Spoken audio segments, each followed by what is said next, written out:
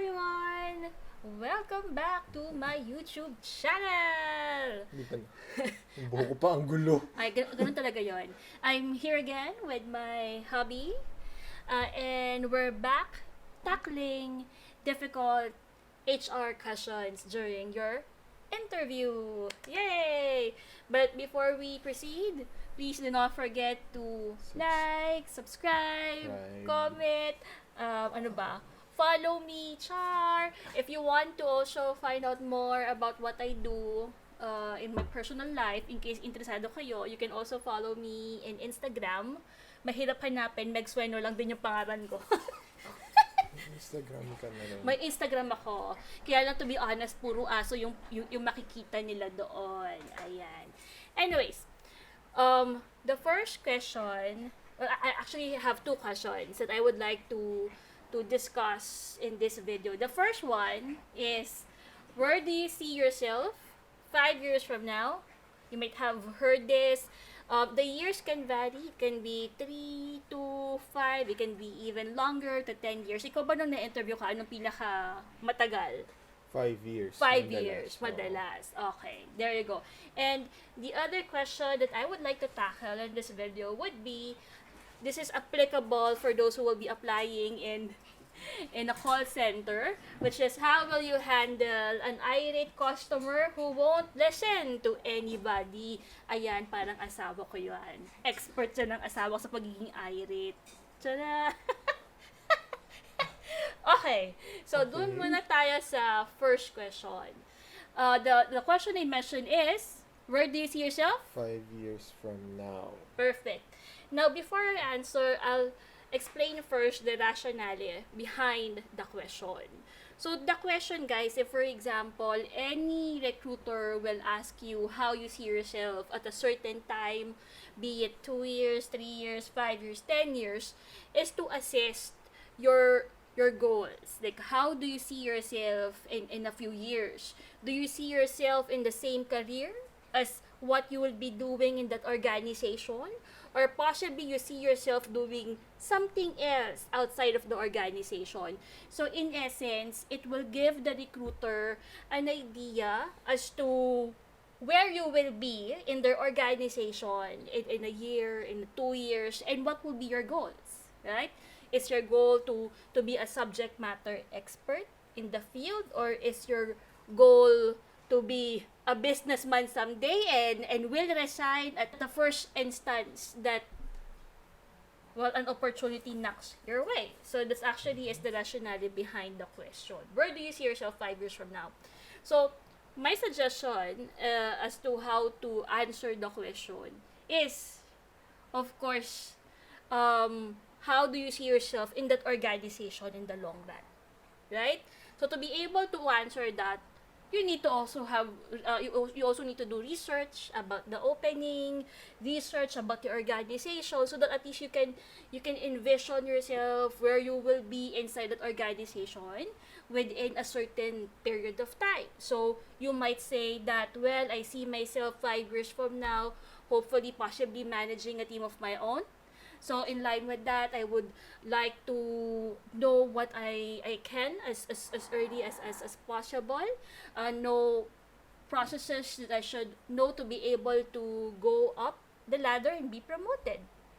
So it can be as simple as that. Ikaw ba, ano ba sinasagot mo pagka tinanong ka, how do you see yourself 5 years from now? Ako, I prefer, yun nga, ako lagi pagka nag-HR interview, palaging ang ko is just technically honesty. Okay. Previously, sinasabi ko, I'm building up for my own business. Mm-hmm. Yun talaga yung nasa isip ko, and yun talaga yung nakikita kong goal ko for myself within a few years. Yep. And I think iba-iba rin naman ang hinahanap ng iba-ibang companies. It's not necessarily just, okay, where do you see 5 years from now? Just because you say you want to grow in their organization, diba? Baka naman hindi sila naghahanap ng talagang gusto mag-climb up the ladder. Either naghahanap nga sila ng gustong tumagal and mag-climb up the ladder, or naghahanap sila ng worker type na would like to be where he is for as long as he wants to be and focus on personal stuff, right? Ayun, so ako honest to goodness lang na I want to build up for my business. Okay. Pero, of course, Mm. as a recruiter, pagka yan yung sinagot mo, I think may follow-through palagi yan. Yes. Pagka sinabi mong, I want to build up for my business. Mm. So, ang follow-up question ng any recruiter would be, how about your corporate job? What will become of your corporate job? Mm. Diba? Oo. Kasi, syempre, an organization will double look in terms of investment. Oo. Kung yung aplikante sees himself somewhere else, then you're right. Pwedeng, since they are looking for someone for that job and pwedeng temporary, so they don't mind. If the person will leave, then you're all good. But, in most instances, they are looking for someone who will stay longer. Grow. Right. So, that being said, syempre, yung follow-through, how will you, where, Percent na that you like to grow in their company. Correct. Oo. So, where will you working in the corporate world work with you managing your business 5 years from now? I think there's a lot of could be answers for the question, pero I think more importantly, there's a lot of pitfalls dun sa question. Actually, the best suggestion I can give, if for example, nabitag ka, wow, nabitag. Nabitag ka. Parang ka may mingwet. Oh. And then you got hooked. Nahuli ka na wala kang balak tumagal sa organization. Gusto mo magtayo ng sariling company and to leave the organization. So, kagaya nga na tinanong ko sa'yo, how will you then balance? Actually, what you can say is, you know the popular saying, that you should have more source of income, or you should not rely to just one source of income alone. So that's actually one of the best way to answer that. If for example your goal is really to have a personal business wherein you can manage both managing a small business on the side at the same time still working in the organizational setup or corporate setup, and a lot of companies actually do that. Like a lot of people work in a corporate setup or in day job nila, but then when they go home, they do vlogging, although hindi ako kumikita dito. Ba't ko ba ito ginagawa? Para makatulong. Or for some, they do online selling. Natutuwa ako sa mga ganyan. So, yung mga friends ko na nag-online selling, pinapanood ko. And I like doing the mine, yung mga ganyan. Yung miner lang po, pa-mine lang po, yung ganyan. So, they have this sideline. And a lot of organization understands that. You know, and they will support you actually if you want to grow. And a lot of organizations really do realize that a lot of employees would rather, and this might be a shock for others, would rather stay at the same level rather than be promoted. Right? Kasi karamihan ng mga tao, ang akala nila ang pangarap palagi ng karamihan ay ma-promote. But no, that is actually a misconception. In fact, throughout my years in HR, syempre nung umpisa, when I was beginning, I was also shocked.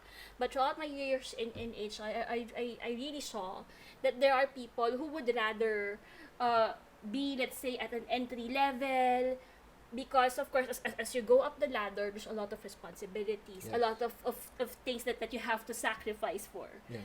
Para bang in line with promotion means you have to give up a certain level of time away from the things that you need to do. So there are those people who would rather stay on the clock, meaning if their day job is 8 to 5, then they will work at 8 to 5.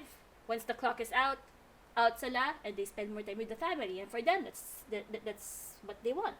They're happy. I think it's also being aware dun sa opening, right? Kasi if you're going into an entry level job, I think mas malaki rin yung leeway ng mga answers, right? Right. If you're going into an entry level job, of course they'd like to see in 5 years from now, I'd like to be an expert. Yun yung sabi mo kanina, yun yung mga gusto nilang marinig. Or in 5 years from now, I want to build up for something na yung focus ko nga, yung personal life. Pero like I said, I think it's avoiding yung mga pitfalls like I don't think yung HR would like to hear na in 5 years from now, I'm gonna be your boss. 'Di ba? Or Let's in don't 5 years from now, I'm gonna be the CEO of this company. So, ayun. Yeah, this candy. Yeah, sorry. So, She's ayun. begging eh. Mm. She's like, Mommy, I wanna be part of the video. There's always a dog on your video. Ayan. Alright. Yeah. You're right. So, that's why we're doing this video, to be hopefully able to help somebody out there who would like to prepare for their interview, and hopefully they get to, answer the question the right way. The satisfactory way. Alright? So, the second question I mentioned a while ago that we will tackle in this video is, how will you handle an irate customer who won't listen to anybody? Ayan. So, I wanted to share this question because nakita ko to sa isang comment section na naman na talagang tumbling siya nung narinig itong question, especially bagong graduate. O, diba? Na para okay, so wala akong kaalam-alam sa irate customer, how will I handle it? Pero again, this is also one of the things that they are assessing. Alright? They're not assessing your experiences, kasi it's more like this is a situational question eh. How will you handle this type of situation in case you will encounter this? And guys, in any work that you will do, there will always be some form of an irate customer. So you just have to know how to deal properly with it. But in this essence, customer service, call center. So how do you handle? So someone who might be very frustrated already, who doesn't want to listen to you anymore, and is shouting mad, at times baka nagmumura pa yan. So how would you like and how would you handle that type of situation? Ikaw, meron kang experience na may first job mo, call center? Yes. Ayan, so may training ka. Yes, meron kaming training. Para ka nalungkot dun, yes. Hindi, yung first job ko as a call center, ay internet support. Okay. So, internet account. So, talagang maraming irate customer. Every day. So, puro talaga, siguro, a high volume, siguro mga 30 or 40% ng marireceive mo na tawag is really irate customers. Wala silang internet. May mali sa bill nila. Basta kung alam nyo yun, nawala kayo ng internet or meron kayong problema, yun lang yung dahilan kung bakit kayo tatawag sa hotline, sa helpline. Yep. So talagang simula pa lang, talagang may problema na sila, and sa nyo talaga nila balak ilabas yun. I think highlight yung values like yun nga, patience and understanding, yung sympathy for the customer. I think yun yung mga gusto nilang marinig on one end, but on the other end, also remember na kung ano yung sasabihin mo dun sa interview na yun, you would have to show those values, you would have to highlight those values then throughout the interview. Maano sasabihin mong patient ka and then merong follow-up question yung HR, which they would always have, right? Kasi whatever value na sasabihin mo, like how would you handle the irate customer, then you're gonna say that pasensyoso akong tao and maiintindihin ko siya, gano'n. And they would always like follow it up with something na sige, sabihin natin ganito yung scenario, anong gagawin mo. That's one way to and you would have to be consistent on that then. So yun. Okay. Thank you. Thank you for sharing your experiences. Certainly your values will push you to really do the job day in, day out, considering actually I took note yung minention mo especially if you're going to apply in a call center company, guys. What you mentioned actually is spot on, right? no one will call a customer service if they do not have a problem. So that's why yung minention mo na 30 to 40% of your calls are coming from irate customers is because they have problems.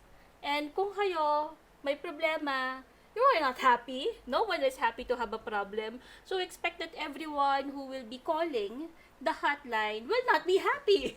Of course. So no matter how jolly you are over the phone, you're saying the right spell, it doesn't guarantee that it will have that you will have rather a calm and understanding caller on the other side. More often, it's gonna be irate. Um, Ako siguro the best advice that I can give in answering this question is to handle it as to how you handle someone who is angry. So, syempre, pag the way you handle someone who is angry is by suntukan, do not answer that. Ibahin niyo yung sagot niyo. Diba? Yung bang nakikipag-away din po ako kasi tama ako. Huwag niyong sabihin yon. Yun yung mga filter out nila pagka mga ganun yung tanong. Correct. So, the best way to address someone who's angry is, of course, let that person vent out their anger. Right? As you all know, and as you know personally, because no one in this world that has not experienced anger themselves, anger is fleeting. Nawawala yan, nagsusubside yan. So, kung meron kayong nasagot na yung tao is already, very irate. So, when we say irate, galit. Ha? Galit na, minumura ka na, pati pamilya mo, minumura na, and everything. Huwag kang makipagsabayan. So, the way you answer is, I will let the person vent out.